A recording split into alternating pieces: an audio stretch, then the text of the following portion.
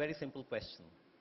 Day before yesterday, I think you released your report, right? And tell us about how would PeopleStrong define workplace happiness, and what are you doing about this? So thank you. First, let me tell you that if you accept the things as they are, and you forgive others, things are happy. So I'm accepting that I'm late, and you forgive me, and you forgive me, it'll be happy. Yeah, so I think it'll be much easier. We right? are all happy that you're here. So yeah, thank you so much. So I think that's the context. It was beyond my control, and I told him 12:30. I'm really sorry. Coming back to the subject, so we do this study with Business Today every year called Best Companies to Work For. This is the 7th year PeopleStrong was doing it. If I go back in history, Sanjeev, if you look at the way the whole thing has been designed, the first year it came up that most admired companies, and I'll not name any company, but one of India's top organizations came up. Most admired companies are not the best places to work, right? All right.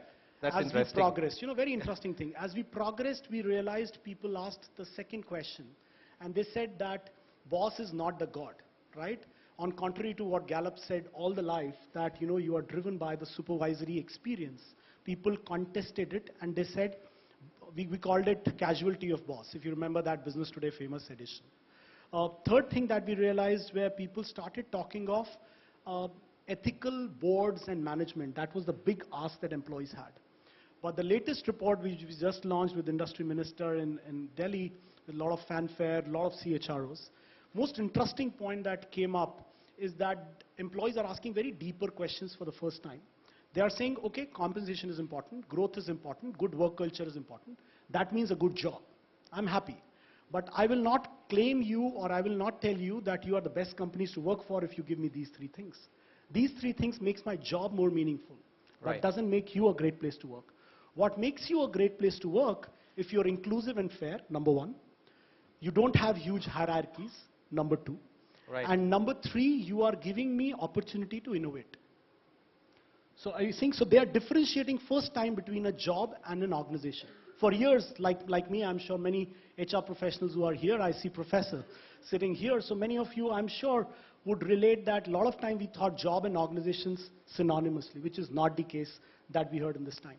And final headline, if I give, the most surprising part was about women. So I always look at the happiness or great places to work or whatever you want to call in the context of cohorts, right? So women are completely rejecting the so-called men's world, and twice, 2 out of 5 women are saying that we reject the pay parity. This is the biggest ask from women. They are saying we don't like, we dislike being not equal just on the basis of gender. This is the first time in the last 8 years this has come so strongly.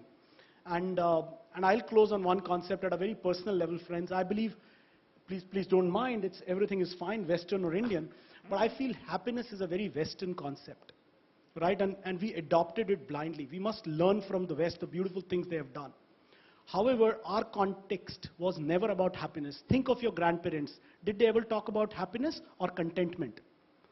The India, I'm sitting with him, I know a bit of a Bharatram family. If you look at the concept was never about happiness. It was about contentment. If you're contentment, happiness is an outcome, right? So I think we are just blindly getting mad about this happiness, right? I'm not saying happiness is not required, but I think it's the contentment, the Indian way, if we approach, we'll be able to make a far more meaningful impact, is my... Fantastic. Completely agree. And great point, I think. So contentment is something that I really believe in, and I think you made the point, and that's the long Indian culture, right? The industrial world sort of imposed its own ways of working, and then you had this something called Hawthorne effects, and right, all the studies which are there in industrial psychology, and then happiness is one of the outcomes of how do we move forward. But contentment, great point. I really liked the last one of the points which you mentioned, Pankaj, was about women making it loud and clear that pay parity, inequity in pay is something that they don't want. But there's something very interesting from the outcome of the survey that we conducted for Straight Drive, and which is more women want to be respected at workplace as compared to men. and the point differential is almost 50% higher, and which sort of is the ask that women is trying to make at the workplace. So if you look at it, I think, again, I just quoted an example because this was fresh. You asked me to quote the report. Yeah. But again, I have a very strong opinion. We should not build organizational strategies based too much on cohorts. Give equality, but not only women. Everyone will ask for it, right? I quoted you a data for women. So there are authors and poets who spoke about happiness, right? There are spiritual leaders who speak about happiness, and there are philosophers. Right. But we all ignore the fourth category, which is scientists. Right? Scientists also talk, and in the world of corporate, the other three doesn't have much say. Correct? I may love Urdu poetry, but it has no meaning in a corporate context. If you look at from a scientist view, be it women or men, they are asking for 4 liquids or chemicals which get distributed in our head, right? You know about that? I know the names are very technical, so I'm not getting into detail. But even 1 minute, if I tell you, their decoding of happiness says comes from 4 things. Right. 1, if you take care of your body. So if you exercise, if you start gymming, yoga, you start liking it, right? You get addicted to it. But at some point of time, it stops giving you happiness. Second is achievement. If the work you do, the vocation or profession you have should give you happiness. That's the second thing. Once you achieve both of them, still you start feeling a little bored with it.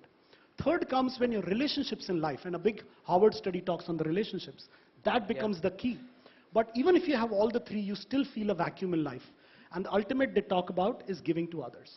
They say if your life has a balance between the 4, and I'm talking very scientifically, I know we comes from a very rational world, though I'm an ardent follower at Bhagavad Gita, and I can go that side, but it won't be very relevant here to this audience. But I'm saying these are the 4 scientific reasons that, that scientists talk about. So it's not really men, women, which we have increased, but that's a big point we need to bring in parity across.